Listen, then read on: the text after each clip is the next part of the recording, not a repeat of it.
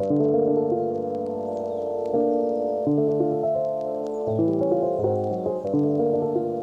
Ruth Reichl, and I'm here at Chef's Garden because I love the Jones family. I so admire them, and because they are very kindly showing my film, Food and Country. I started working on Food and Country at the very beginning of COVID because I went to the supermarket and for the first time in my life found empty shelves.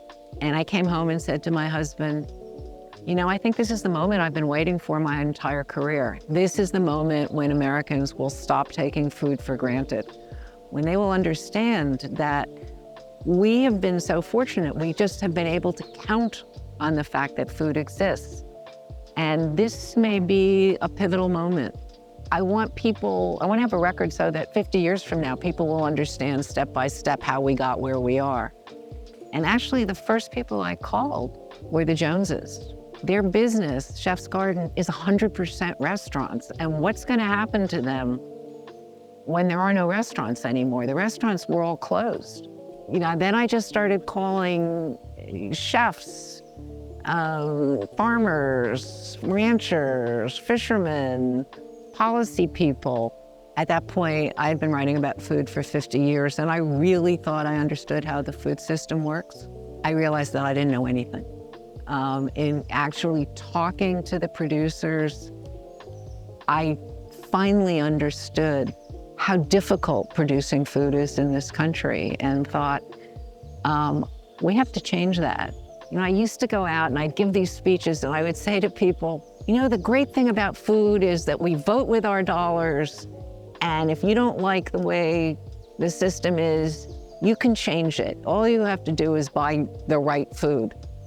And what I learned in the course of working on this film is that that is nonsense. We vote with our votes, and that the government controls the food system. And if we want to change the food system, we have to persuade the people in Washington to change the way they support the people who produce our food.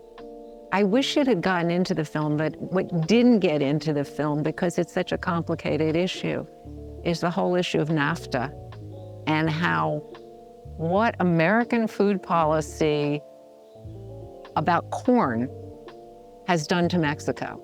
Mexico had thousands of traditional corn farmers who were actually farming organically and sustainably, as they have done for thousands of years. By instituting NAFTA, we flooded Mexico with GMO corn, undersold it, forced all those farmers out of business. And the reason that we have so many former Mexican farmers who are now working in agriculture in the United States is because we destroyed their business.